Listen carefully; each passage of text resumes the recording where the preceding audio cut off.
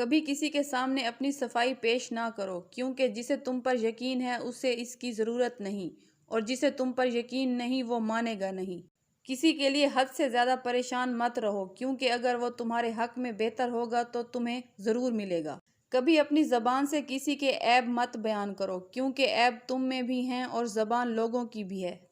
اپنی زبان کی تیزی اس ماں پر مت چلاؤ کہ جس نے تمہیں بولنا سکھایا ہے۔ دن میں رزق تلاش کرو اور رات کو اسے تلاش کرو جو تمہیں رزق دیتا ہے۔ اللہ صرف تمہارے راستوں کو موڑتا ہے، تمہاری دعاؤں کو نہیں۔ وہ تمہیں اپنے طریقے سے تمہاری من پسند منزل تک لاتا ہے۔ رزق کے پیچھے اپنا ایمان خراب مت کرو، کیونکہ رزق انسان کو ایسے تلاش کرتا ہے جیسے مرنے والے کو موت۔ کوئی بھی اس دروازے کو بند نہیں کر سکتا جو دروازہ اللہ نے تمہارے لیے کھولا ہے۔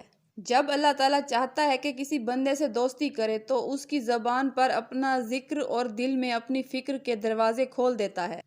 بے شک دنیا اور آخرت کی مثال ایسے ہے جیسے ایک شخص کی دو بیویاں ہوں، ایک کو راضی کرتا ہے تو دوسری روٹھ جاتی ہے۔ جب کوئی نہ سمجھ رہا ہو تب خاموش ہو جانا بہتر ہے، کیونکہ بحث باتوں کو بگاڑ دیتی ہے۔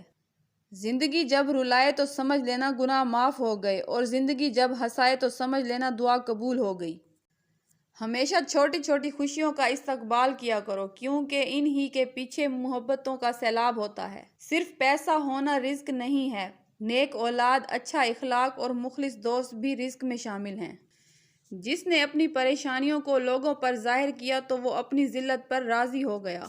بہت زیادہ باتیں کرنے والے سے لوگ اکثر تنگ آ جاتے ہیں۔ یہ نہ سوچو کہ اللہ تعالیٰ تمہاری دعا قبول نہیں کرتا، بلکہ یہ شکر کرو کہ تمہارے گناہوں کی سزا فوراً نہیں دیتا۔ مجھے تعجب ہے اس شخص پہ جو اپنی برائیوں کو جانتا ہے لیکن جب اسے برا کہا جائے تو ناراض ہو جاتا ہے۔ جاہل کے سامنے عقل کی بات مت کرو، کیونکہ پہلے وہ بحث کرے گا اور پھر اپنی ہار دیکھ کر دشمن بن جائے گا۔ جو اپنی آبرو بچانا چاہتا ہے اسے چاہیے کہ لڑائی جھگڑے سے پرہیز کرے۔ جو دعا سے بھی نہیں مل رہا تو سمجھ جاؤ کہ اللہ نے اس سے بہتر آپ کو عطا کرنا ہے۔ تجربہ انسان کو غلط فیصلے سے بچاتا ہے، مگر تجربہ غلط فیصلے سے ہی حاصل ہوتا ہے۔ جب بھی تم چاہو تمہاری دعا عرش تک پہنچے اور مستجاب ہو جائے، پہلے اپنے والدین کے لیے دعا مانگو۔ خوش قسمت ہے وہ انسان کہ جس کے لیے کوئی روئے، اور بد قسمت ہے وہ شخص کہ جس کی وجہ سے کوئی روئے۔ اگر اللہ نے تمہارے دل میں کچھ ڈالا ہے اور تمہیں دعا مانگنے کی توفیق بھی دی ہے تو یقین رکھو نصیب میں بھی وہی ڈالے گا۔ سکون کی کمی محسوس ہو تو اپنے رب سے توبہ کرو، کیونکہ یہ انسان کے گناہ ہی ہیں جو دل کو بے چین رکھتے ہیں۔ لوگوں کو دعا کے لیے کہنے سے زیادہ بہتر ہے کہ ایسے عمل کرو کہ لوگوں کے دل سے آپ کے لیے دعا نکلے۔ زندگی جینے کے دو ہی راستے ہیں، بھول جاؤ انہیں جن کو معاف نہیں کر سکتے، اور معاف کر دو انہیں جن کو بھول نہیں سکتے۔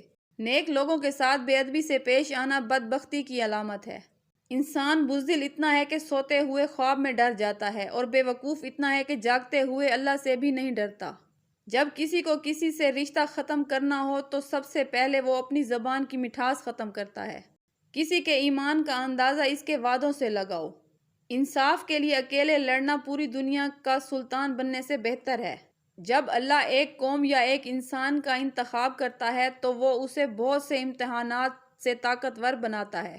جس طرح مٹی کو برتن میں بدلنے والی آگ ہے، اسی طرح ناپختہ انسان کو کامل بنانے والا صبر ہے۔ پیدائشی طور پر انسان نہ تو فرشتہ ہے اور نہ ہی شیطان، لیکن اپنے اعمال کی بدولت فرشتے سے بہتر بھی ہو سکتا ہے اور شیطان سے بدتر بھی۔ بعض اوقات جال بچھانے والے جیت بھی جائیں تو ہار جاتے ہیں، اور وہ زندہ بھی ہوں تو مر چکے ہوتے ہیں۔ ہو سکتا ہے منافقت دنیا میں بازی لے جائے، مگر آخرت سچے لوگوں کی کامیابی کا دن ہے۔ بے شک سچ بول کر کسی کا دل توڑ دو، لیکن جھوٹ بول کر کسی کا بھروسہ مت توڑو۔